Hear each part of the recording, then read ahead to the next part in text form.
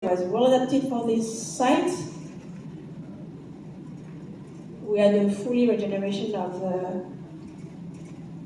the defects, and we had a nice bone width. Replaced the implants, and this is the bone width. The end result.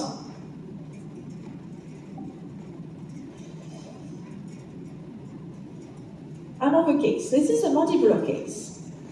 So we will remove the root at the time of the graft because we do not have any infection. So it's possible. It will help even. And when we go for mandibular defects, we have a new friend. The new friend is the lingual flap adjustment. This technique has been described at the early 2000s with Picos and Tinti, but the technique involved detached the malleolar muscle from the mandible. Urban improved this technique and described the modified lingual flap adjustment that is preserving the insertion of the malleolar muscle to the mandible, just pushing a little bit the flap away from the malleolar muscle. And with this new technique, he got a much more efficient advancement. He had 1 centimeter more gain.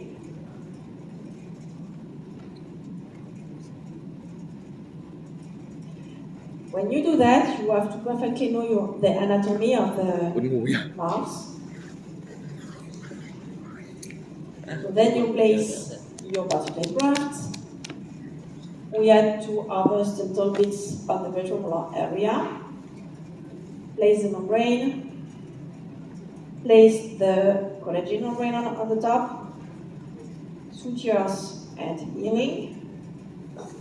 Distorted vestibule. Sometimes the flap on the lateral side is very thin, so you can see the screws of the tacks.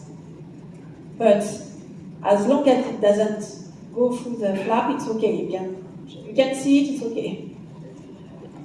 You check with the teeth, with the opposite teeth, because when you have vertical defects, sometimes the upper teeth are grow up and you don't have enough prosthetic space. For this patient, it's still okay. So this is the superposition with the healing. We check the soft tissue thickness. That is not enough. This is a reopening. We had some soft tissue ingrowth. That is pseudoperiosteum that we will talk about just after. We placed the implants. We did a mini sausage. And we had the pseudoperiosteum on the top. And with sutures. Then we need a strip. This is the strip. This is the healing. And after 6 months, we have enough keratinized tissue and enough soft tissue thickness. So we can do the recovery and the end result. So I will now show you a video of a vertical augmentation. That is a little bit specific because we have a distal tooth that we want to keep, but we are not very sure about the prosthetic. Maybe it doesn't fit so perfect, and we don't want to take the risk with potentially to have contamination with the bacteria at this level. So this is a lingual flap adjustment.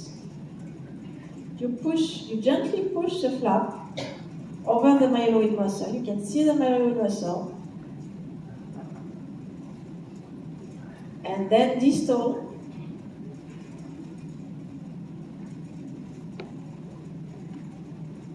At the level of the ring, it's a little bit tricky to obtain sufficient laxity because of the ring. And then you go to the anterior area.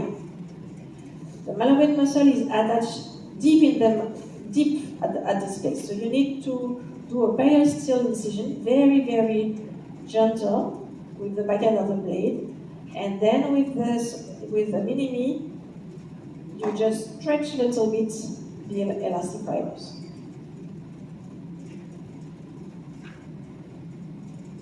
So you get laxity and you connect with the zone 2.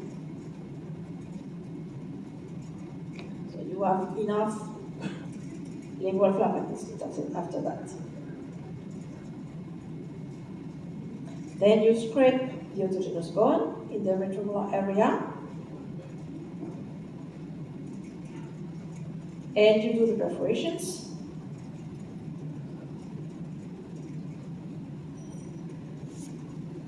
And then you place the membrane lingually.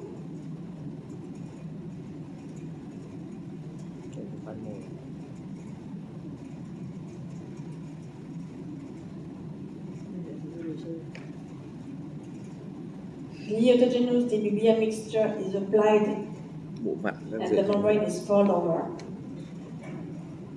And you can see that the graft is not packed well enough. So we move the particulate graft lingually and we pack it better.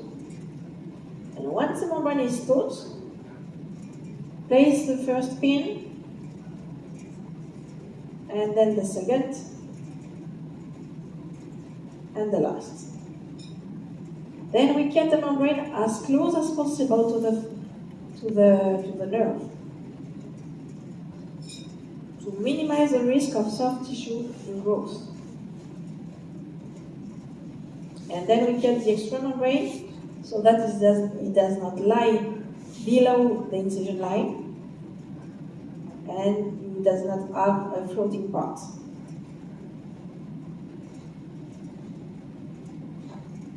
Then you do the buccal flap advancement.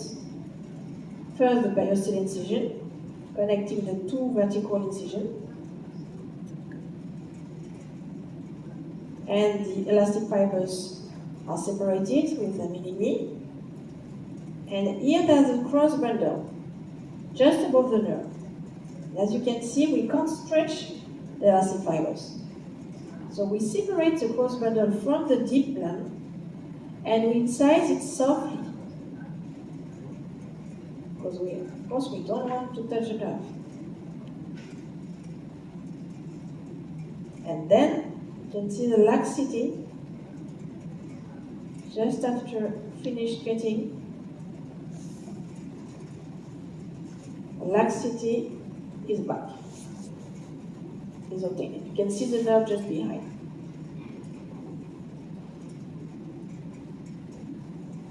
Then we place the membrane.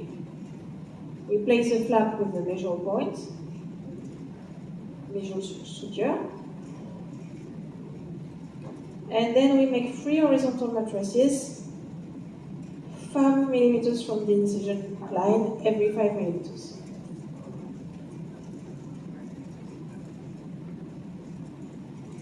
So then comes the tricky part of suturing the ring around the tooth. So the secret is to use cross sutures, because the difficulty is if you use classical sutures, you will have the flap coming up on the ring, and you don't want this. You want it to be a line. So you do cross sutures from the distal and buccal, that is the first one.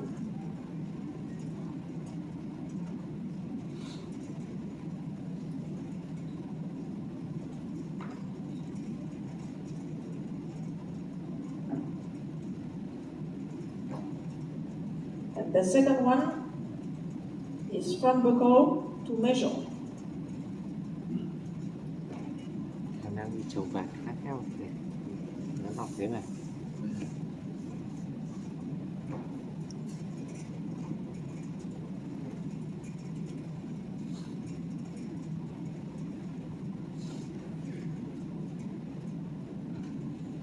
And then we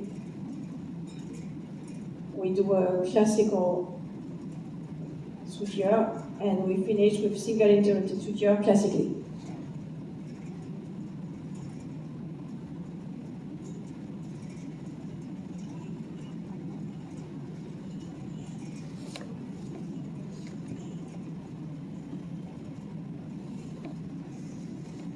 And this is healing after 2 weeks, and you can see that the flap is at the same level as the ring.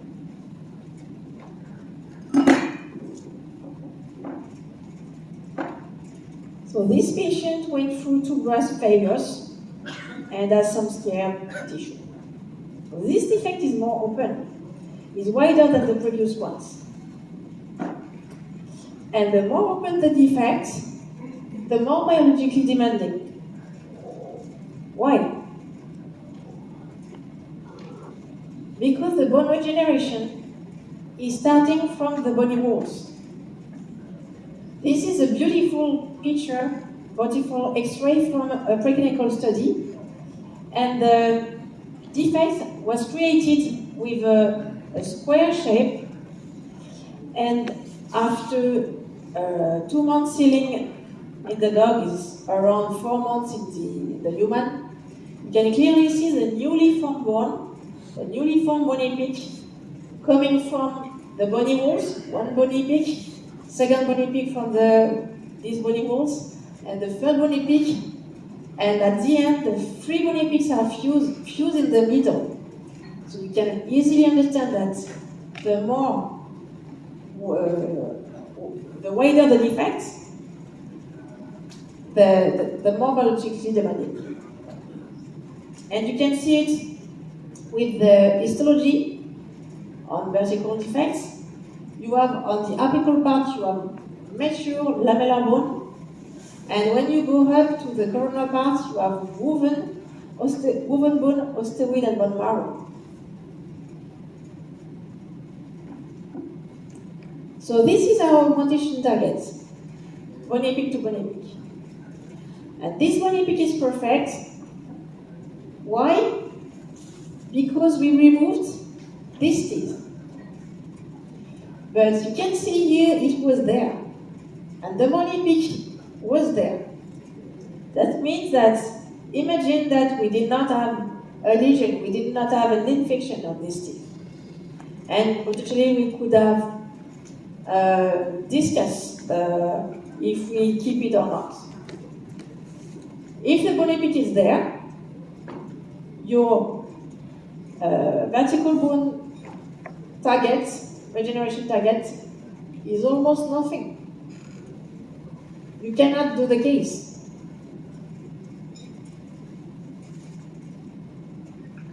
So then you place your graft, follow the membrane, perfectly adapt your bone. This is the superimposition of the baseline CBCT and the healing CBCT. So we achieve 100% of the vertical augmentation target. That was 6 millimeters for this patient too.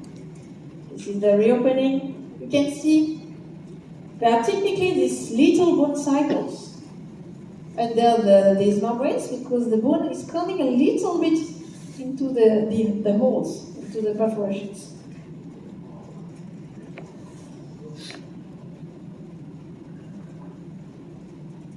And we also regenerated an adequate bone width, as always. Huge advantage of this technique. And we do a mini sausage. Finalize the healing. So, mini sausage. The main purpose of the mini sausage technique is to stabilize the smell layer and to prevent its resorption. The smell layer is the upper part of the baby bone, of the newly formed bone. There are some inside studies, 10 years, with a big name, Simon, Urban, Kestra. What they find? They find you lose bone vertically. When you do the vertical augmentation, Simon, he loses 3 millimeters after 13 years. The big Urban, he lost 2 millimeters after 10 years, and 1 millimeter after 1 year. If you do nothing, if you just do your vertical overnutrition and you do nothing more, you don't do a mini sausage, you will lose your bone. That's the best lose their bone, so we will lose our bone too. And that's the reason why he developed the mini sausage, and he could do a 7-year study with the mini sausage at time. And it's not if he lost the bone. No, it's not if he lost the bone. It's how much bone he has up above the implant column. He has plus 1.2, 1.4 millimeters after 7 years. That means it's the same. He didn't, he has no more bone, but that means he didn't lose the bone. So it's a one surgery, it's an additional surgery. Of course, you don't want to do 2 grafts to your patient. If you can do only 1 graft, you feel better. But if it's a condition for you to keep your bone, you will do it, of course. And the patient will want you to do it. The second purpose is to improve the bone volume after the first regeneration. If you're not fully satisfied with your regeneration, or if you had some pseudoperistome, some soft tissue ingrowth, sometimes you're happy to have the mini sausage to correct. And third is to provide inter-implant bone support to the papilla. So after we have to do a straight technique. This is the healing, the uncovering, and the end result. So this is another case. We removed the teeth, the last teeth at the time of the surgery. This is the perforations. We took some bone from the retromolar area.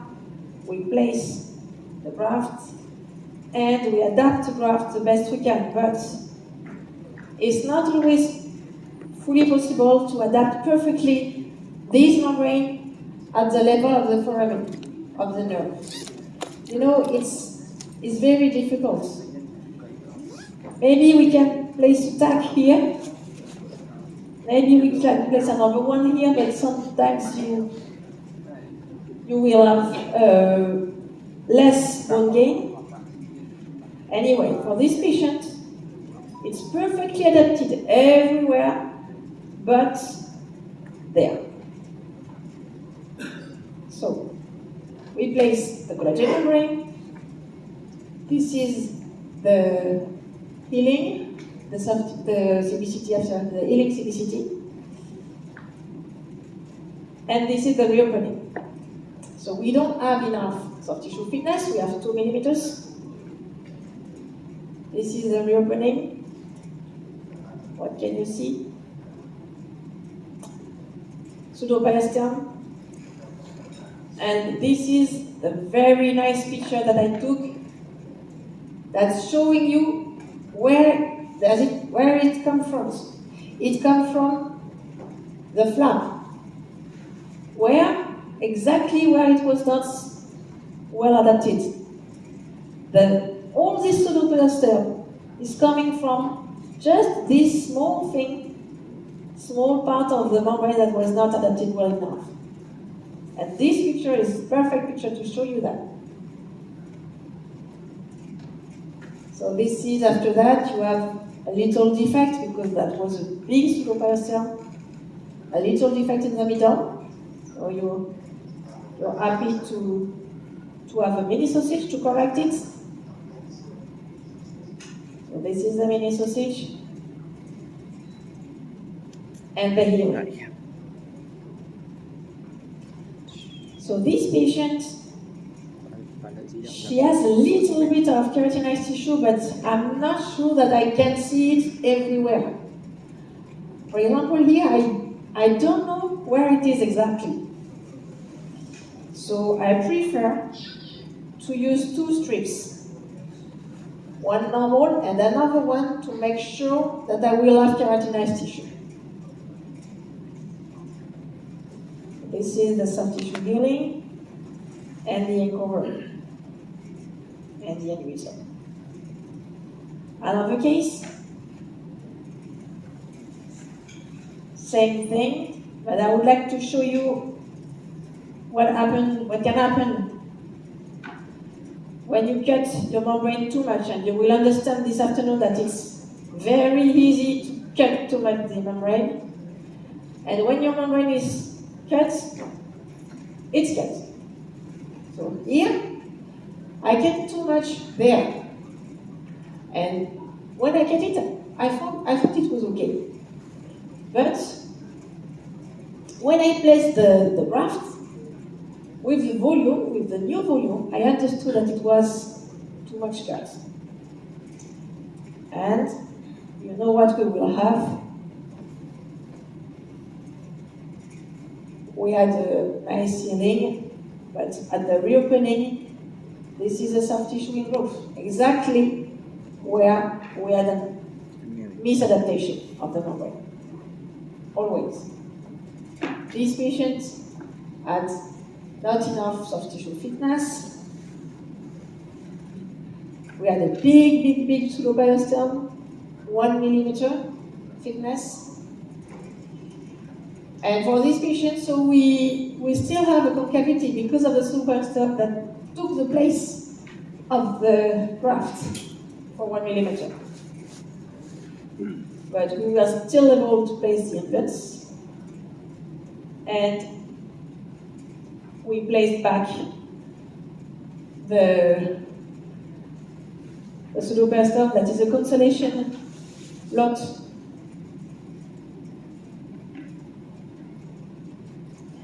So after that, you have the soft tissue thickness, but you miss the keratinized tissue, so you do a small strip. This is the healing and the uncovering. Check.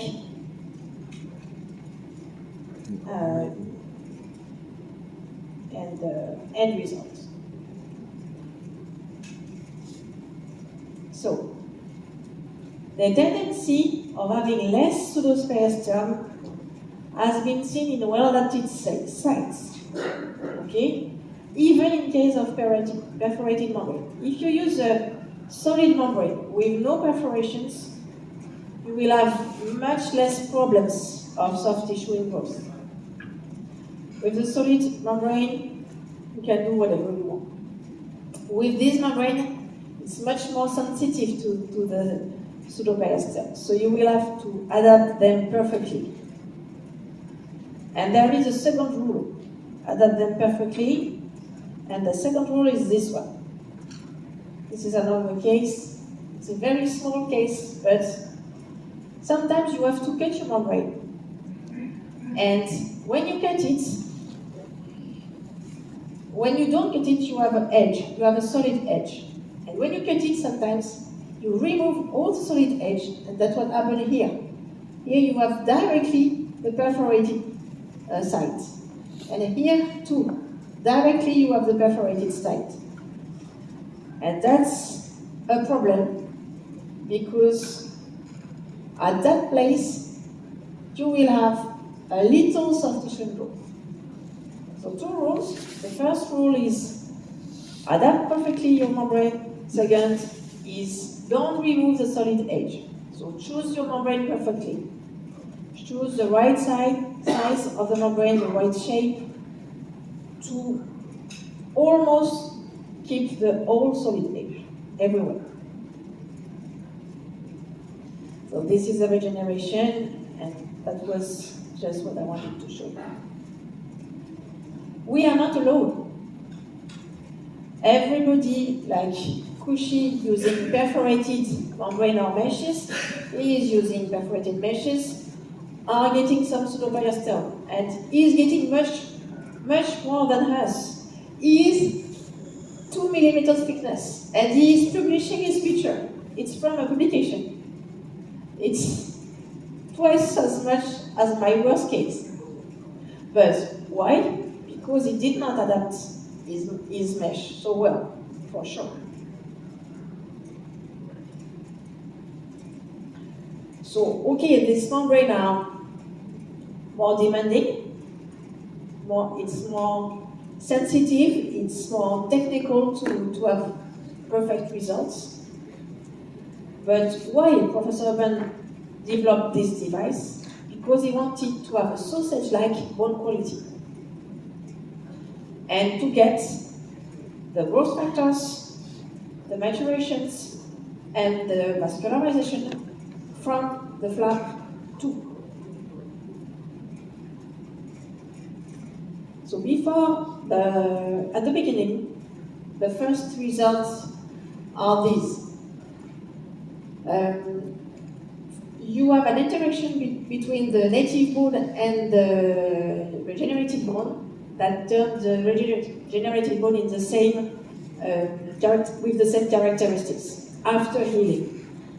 And the second thing is that Cauchy showed a tendency for a larger bony tissue area with the perforated mesh. He compared the perforated mesh with a solid, and he found a tendency for a better bony area with the perforated. But Urban is going much further. First, he was able to show the vascularization.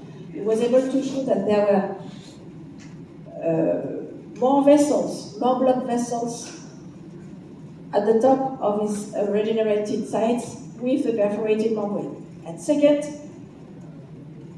with the immunochemistry, osteocalcin and alkaline phosphatase are markers for osteoblastic activity. And he found better quantities of these markers on his regenerated area with the perforated mesh. So that's the reason why he says that we have a better osteoblastic activity, because of these two growth factors. So if we summarize between the solid membrane and the perforated membrane, with the solid membrane you have very, very small holes of 30 micron. 30 micron, still bacteria can come inside, but it will go, the bacteria growth will be slower. It will take time. So you have less risk of infection if exposed. You will have an infection at one time, but you can wait a little more. Now, the solid membrane, the membrane with no perforations, is available in 150 micron. That is much better than the thicker membrane. Before we had 250 micron that was very thick, and you have much risk of exposure with the thicker membranes. So choose a thin membrane, the thinner you can. And you can treat with the solid membrane almost every defect, every small and moderate defect up to 7 millimeters, and you will have good results. The perforated membrane is better, but it's more demanding. So don't start with this. You will use this when you will have some experience with the classical.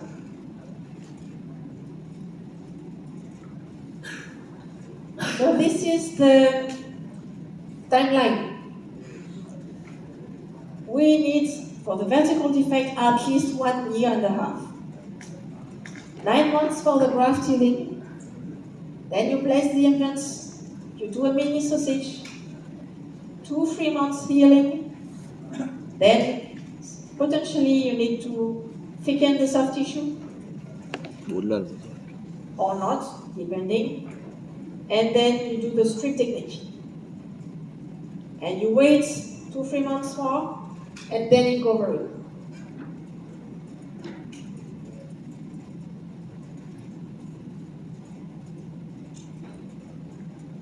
So this patient lost 2 teeth, and he has, the canine is an implant. But it's a good implant. It's beautiful, no problem with it. And if you go to the CBCT, there are enough bone on the vocal plates. No problem with this implant. The only problem is that it's too high. The normal bone level is the blue line. This implant has been placed 3.7 millimeters too high, too apically. Thank you, the dentist who did that. Why he did that? Because the patient needed a bone graft, he didn't know how to do the bone graft, he didn't know how to do, and he placed the implant too high.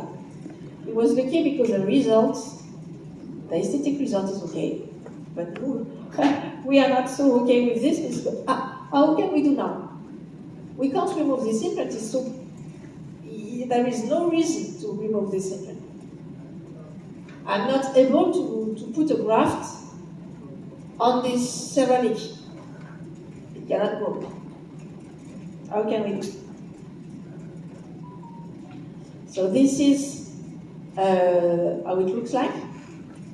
I told the patient, this is a challenge. I like the challenge, but I tell you, maybe it won't work. We just try, and we will see. I said, yeah, okay, I want to keep this implant in. So I placed the membrane, and I did a little corner with the membrane with the titanium reinforcement to go as if I had to create a new bone papilla, a new bony peak on the distal. For this patient, we used a stuck provisional bridge. We had a classical healing, and this is the reopening. So what did we got? This is the superposition. This is the blue line. So that was the target. I didn't want to be so ambitious, so I just wanted to get 2.4, and I could do it. I could do the new bony. So sometimes, and I was very nice because I could even improve the buccal bone of the implant. So I was not angry with this. So sometimes just have to think a little bit to find solutions, not to destroy things that are in the mouth before, even if it's not perfect. So then we place the implants, and we did a mini sausage. The patient has not a perfect hygiene. We did a strip, healing, and results. And I've seen the patient for another teeth. So I did a new CBCT 2 years after. And it's very nice because you can see on this patient that the bone graft is still out of the bony housing. And the horizontal bone graft is still stable with time on the 3 implants, 2 mine and the one that was before. It's always nice to see that. So this is another case. This is a mandibular case, and I will go to show you. This case is interesting about the soft tissue management. First, we thicken with a CTG. We place some sutures to fixate it, and then we have enough bone thickness, but we miss some keratinized tissue on the lingual side. So we are doing mixed tissue graft with keratinized tissue on the lingual, and we add a little bit more thickness with a connective part on the buccal side. So we turn out the connective part here, and we placed a keratinized graft on the lingual. So this is the results and the end result. So this is now a video of another anterior case because it's specific. Because you have, in this region,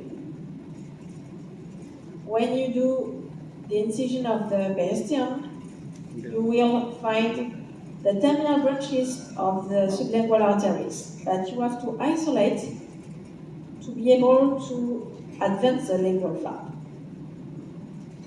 So it's just something to know. Then you test the laxity, and then you take some scraper, some polypic, and when you fixate the membrane on the lingual, you need the end piece.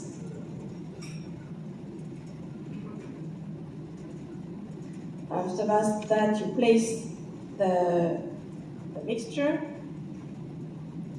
With the screw, it's easier for the patient. It's softer, it doesn't feel the hammer. And look at this graft, it's not so perfect on this side, the other side. This one is nice, and this one is not that good. So then we are doing the buccal flap advancement, elastic separation,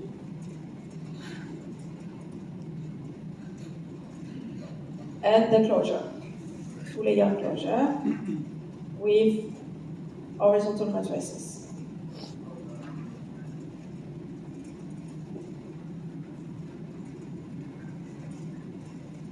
And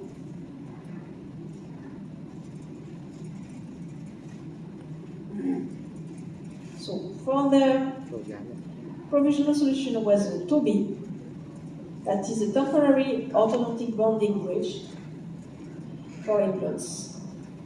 That is nice because it's stuck to the teeth, so the patient don't have to remove it.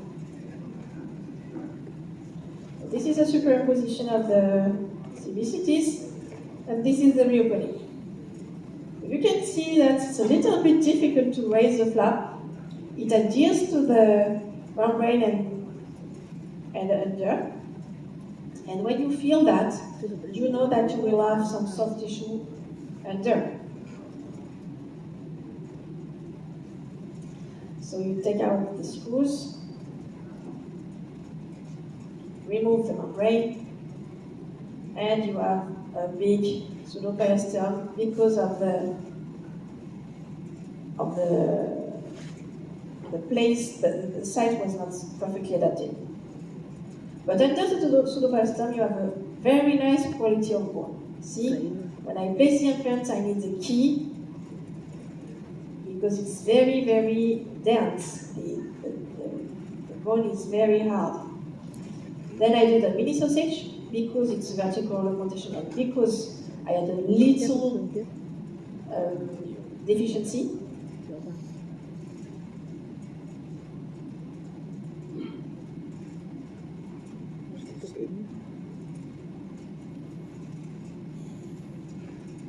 So I had a little bit more at the location of the deficiency. Then you remove, you cut the extra membrane, and you advance the lingual flap again. It's more difficult the second time.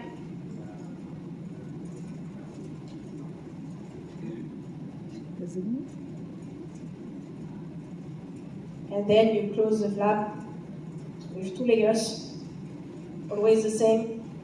Horizontal matrices, 5 millimeters, every 5 millimeters, 5 millimeters long. But I forgot the pseudoperiosteum. I forgot to place it.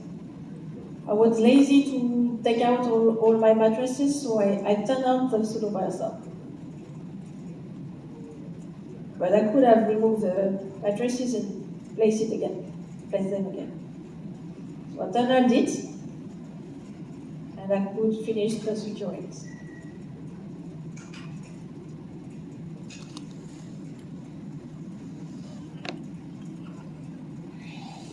Since then, my assistant knows she should remind me, don't forget